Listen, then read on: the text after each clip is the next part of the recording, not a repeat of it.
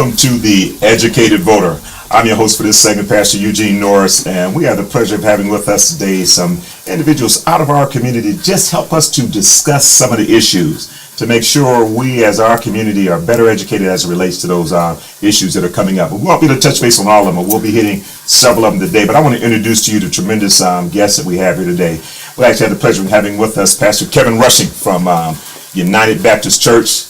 Have our bishop here, Bishop Joey Johnson from the House of the Lord. Praise God for Pastor D. Williams from New Millennium. Praise God. Praise God. And Brother Green's here with us today. Brother Raymond Green's here with us today from Altruistic. Give me your full title there, though. President of Altruistic Organization. And then, of course, we had the pleasure of having with us Judy Hill, the president of the Akron chapter of the NAACP. And we want to get right into our discussion today. Is that all right? You know, we got an important election coming up. You know, prior to us getting started, Dr. Rushing, you were mentioning the things that's going to be taking place now are really going to have an impact even very far-reaching. But one is really a hot-button area in Ohio right now, and that's Issue 1. Can we talk about, kind of help us a little bit? Dee, maybe you can do this for just our general audience out there, giving them kind of touch points on what this issue about with Issue 1. You know what? I think that one of the other pastors might be able to speak to that more clearly. From my understanding, I believe that it is a constitutional amendment that would allow people who are using drugs to not be charged as felons, but be reduced to misdemeanors. People who would ordinarily have a felony 4 or felony 5, it would be reduced to misdemeanors. And there's some other aspects of the legislation that probably some of the other pastors can speak to. All right. So Issue 1 will reclassify non-violent drug offenses. It will turn drug possession, drug abuse, drug use into misdemeanors as opposed to felony 4 and 5s. With that, it will also cut off probation and prison pipeline. Right now, the way it stands is that if you miss a class or you have a dirty urine, you get sent back to prison. What it would do is it would make sure that you actually commit another crime before being sent back to prison. What it will also do is incentivize rehabilitation inside of prison. So we already have a point system now, so if you participate and graduate from classes, you get points and time off your sentence. This will increase that time to where if you participate in getting degrees and certifications inside prison, it will significantly reduce your time so you can get back out into society.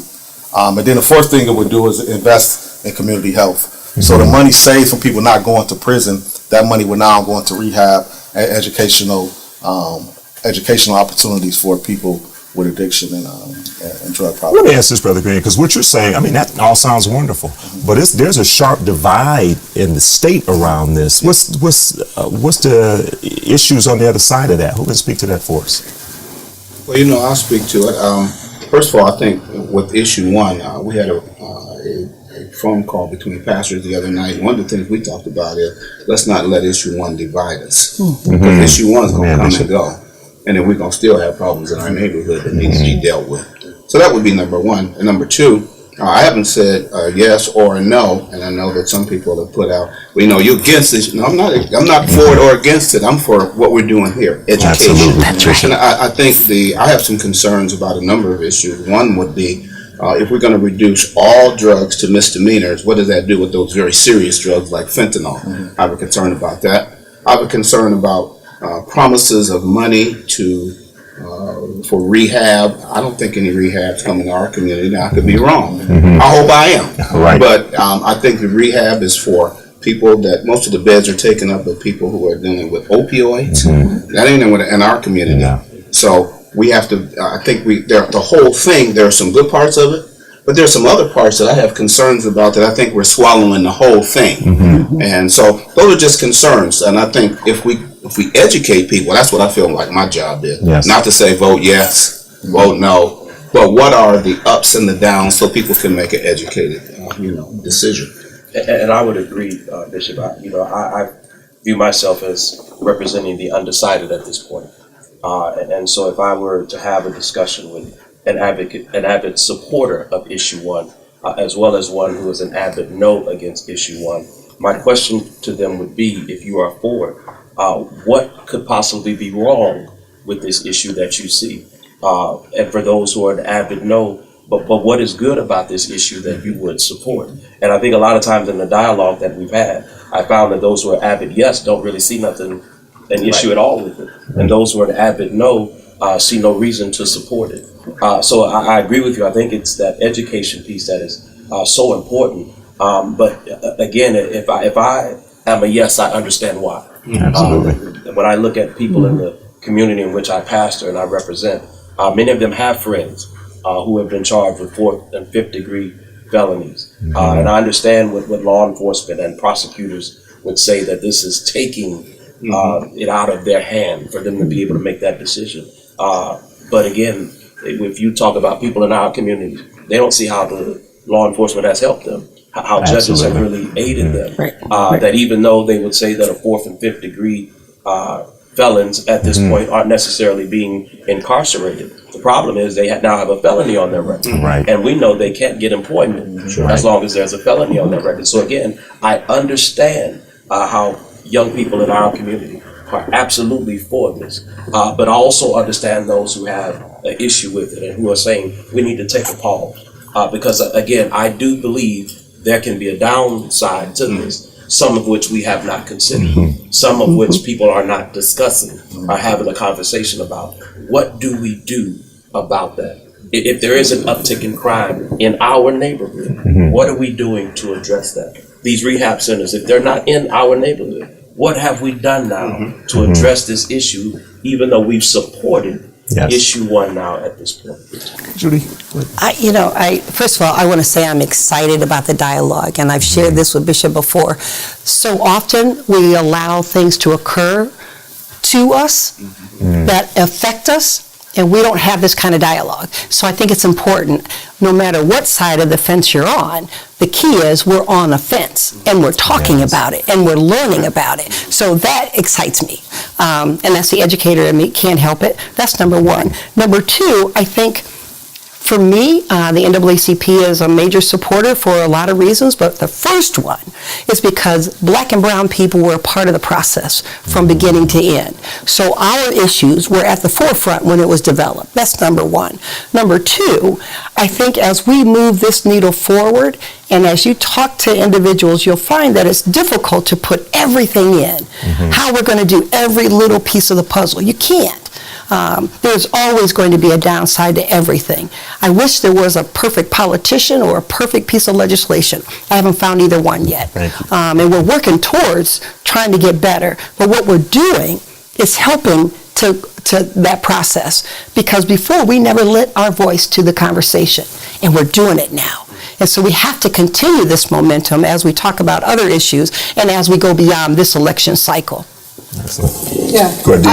I am really all for reforming our criminal justice system, but I agree with Pastor Russian about the uncertainty. I am concerned that if, for whatever reason, the issue does not work out the way that we think that it should, it's a amendment to the Constitution, and it's going to, take an act of God to get that overturned. I think that there's parts of it that I really think that, that I could go along with, but I'm concerned that it just seems like Ohio is going to be a place where other drug traffickers and people come, knowing that there's little consequences for their actions. And so I'm really concerned about the fact that it may turn into situations where there's an increase in crime in our areas. The other issue that I'm concerned about is the rehab situation.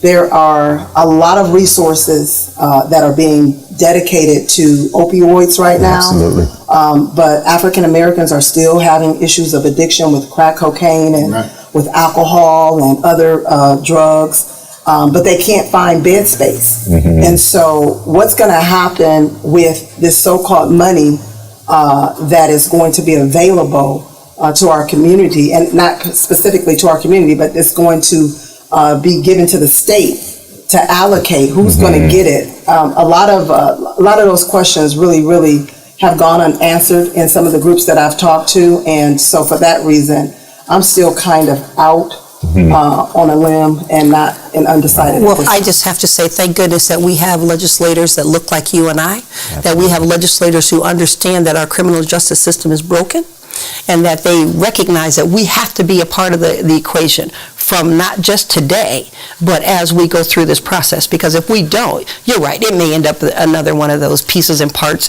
that, oh, we fought hard for and this is what happened. But we have to take that responsibility.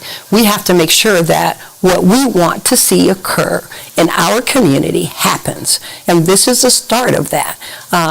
If we miss this opportunity, I guarantee you they won't give us another one.